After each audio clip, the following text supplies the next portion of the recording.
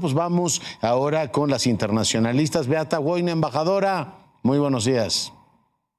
Buenos días, Leonardo. Verónica Ortiz, ¿cómo estás? Muy bien, qué gusto saludarlos en esta mañana. A distancia las tengo ambas, pero muy contentos. Bueno, tenemos una tensión entre México y Estados Unidos por una especie de muro fluvial que el gobernador Abbott ha decidido poner en marcha. A lo largo de estos días hemos hablado con amplitud del tema. México ha presentado, Verónica, una segunda nota diplomática. Hay que decir que Washington ha mostrado empatía con la postura mexicana respecto a lo que está ocurriendo en Austin. Pero ¿cuál es tu lectura, Verónica?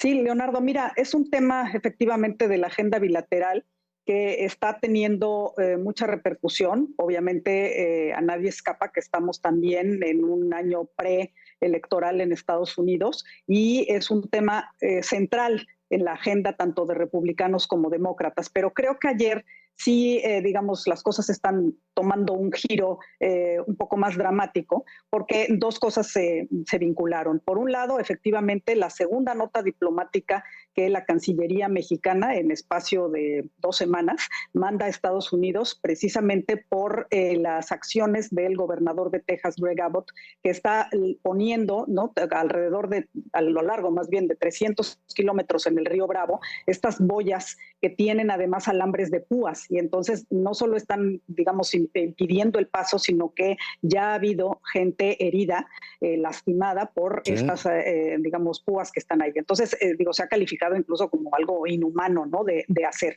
Entonces, el gobernador Abbott se ha mantenido en su tema. La canciller designada Alicia Bárcena también dijo que aunque sean 300 kilómetros, que parecería que no es mucho, 240 de esos kilómetros están más bien del lado mexicano. Entonces, también es una violación al Tratado de Aguas entre los dos países, además del tema migratorio.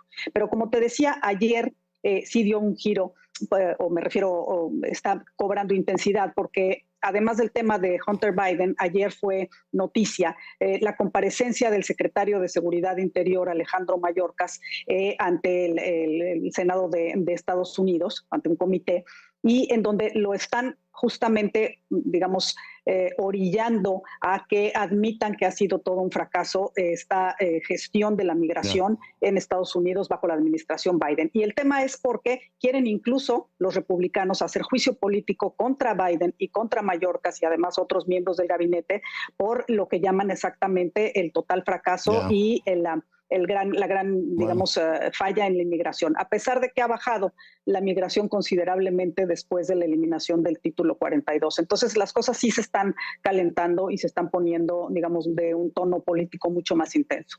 Y supongo que conforme avance, como decías, el año electoral, Beata, el asunto va a ser usado todavía con más profundidad como carta política por los republicanos. Beata. Eso sin ninguna duda. O sea, hay que aquí subrayar con claridad que el tema migratorio pues ha sido, es y seguirá siendo uno de los principales temas que surge porque pues efectivamente no hay manera de contener los flujos migratorios que se dan por temas sobre todo económicos, socioeconómicos, temas de inseguridad. Eso es por una parte y eso lo vemos con claridad y a raíz de eso pues yo creo que conforme nos vamos a estar acercando a las elecciones pues la temperatura en este justo tema pues va a estar subiendo, es lo que estamos viendo. Pero por otra parte, yo creo que también es muy correcto, incluso más que correcto, que México denuncie ese tipo de comportamientos, porque son comportamientos que claramente violan el tema de los derechos humanos, por una parte, y por otra parte, pues es también el inicio del manejo de los temas internacionales por la canciller encargada del despacho de la Secretaría de Relaciones Exteriores, Alicia Bárcena, y yo creo que pues en ese contexto pues se ve que tiene que enfrentarse por primera vez efectivamente a este tema tan delicado en las relaciones entre México y los Estados Unidos. Sumando a eso que hace unos pocos días ha habido una reunión del presidente mexicano con una parte importante de su gabinete y la enviada especial del presidente Biden Sí. Para tratar el tema migratorio y temas de seguridad. Entonces yo me pregunto a ver cómo la secretaria, la futura canciller Bárcena, pues estaba ahí en esa reunión y qué estaba pensando cuando el presidente estaba ahí como manejando todo este gabinete y esta reunión. Entonces, en ese sentido sí es una semana, yo diría, muy relevante en este contexto de las relaciones México y Estados Unidos por esos dos lados de ver el asunto. Claro. Porque por un lado yo coincido, México tiene que denunciar eso porque es inhumano, es cruel y todo lo demás, pero el contenido de la declaración bilateral de ayer era que estamos trabajando muy bien en los temas migratorios y queda en el ámbito subnacional. Se lanza la nota diplomática que llega al Departamento de Estado, pero ¿cómo le haces para, en este caso, tener puentes en el ámbito subnacional? En este caso la relación sería Verónica con Texas. Sí.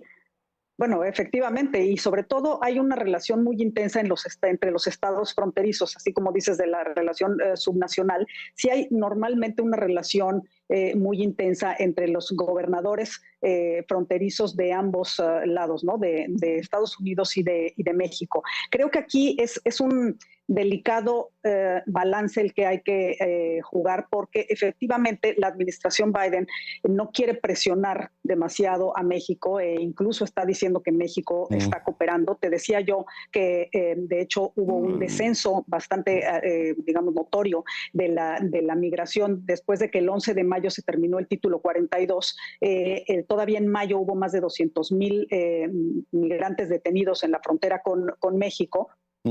Ya bajaron en junio a 144,000 y sí se está notando justamente esta reducción entre la cooperación, digamos, con México y también las oficinas y la política que ha abierto Biden de que la gente solicite el asilo desde sus países de origen, es decir, no llegando a través de la frontera con México. Entonces, creo que precisamente por eso te decía yo que incluso ante la evidencia de que sí está funcionando, los republicanos están usando este tema y particularmente gobernadores como DeSantis y sobre todo Abbott por razones políticas. Es un balance difícil de lograr exacto que a nivel subnacional se mantenga, digamos, esta relación. Porque Washington, Ken Salazar, en este caso también Sherwood Randall, dijeron, no, México tiene razón, pero es el problema con Texas. Sí. Beata, el viejo continente, ¿cómo lo ves? Leo que hay bombardeos sobre Odessa, Zaporilla vuelve a generar inquietud. ¿Cómo está el frente de aquel lado del mundo, Beata?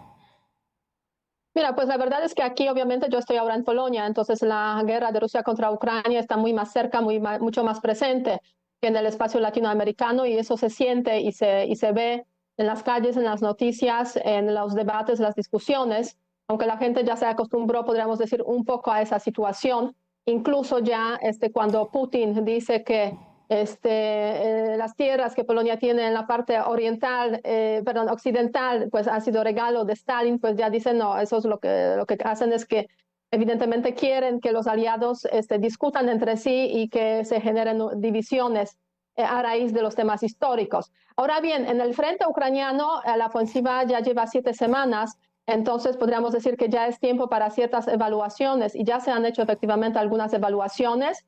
Y muchos coinciden en que pues, el comienzo de la ofensiva no fue tan exitoso, sin ninguna duda. Ucrania ha perdido pues, incluso el equipo que pues, le proporcionaron los aliados occidentales y a raíz de eso ha habido ciertos cambios en la estrategia de contraofensiva ucraniana. Ahora se trabaja más, parece en el frente, con el tema de la artillería para, pues, de alguna forma eliminar a las Fuerzas Armadas rusas, digamos, desde lejos.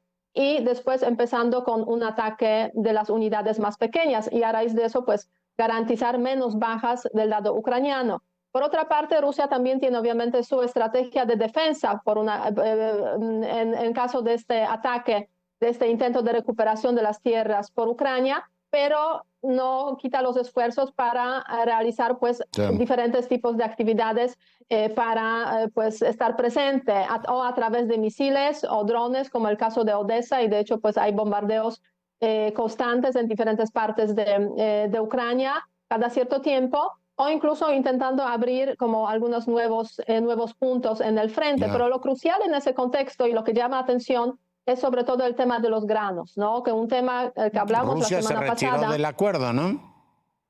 se retiró y hoy el presidente Putin confirmó en una conferencia que se celebró en San Petersburgo con África de que no va a regresar a ese acuerdo, aunque sí puede proporcionar de forma directa los granos rusos a algunos países africanos. Entonces la noticia no es buena. No es buena y bueno, y hay un montón de temas ahí. Antes de que nos vayamos, nos queda un minuto, les tengo que preguntar, ¿sabemos algo de Pekín? En este caso, bueno, pues lo que hizo Xi Jinping es retirar a su ministro, que estaba muy activo de Asuntos Exteriores. ¿Tenemos información sobre el particular, Verónica? Pues fíjate que no más de lo que se ha sabido, efectivamente hay todo un misterio envolviendo la desaparición o digamos la no aparición del ministro de Relaciones Exteriores. Lo destituyeron. Y aquí es un... Pues sí, exacto, pero además después de que no había aparecido por un mes, entonces se queda, digamos, esta velo de no qué sabemos, es lo que sucedió entonces, realmente ahí, y no. No, Beata, ¿tú tienes alguna pista? No está claro. Se ha hablado de una enfermedad hace algunos días.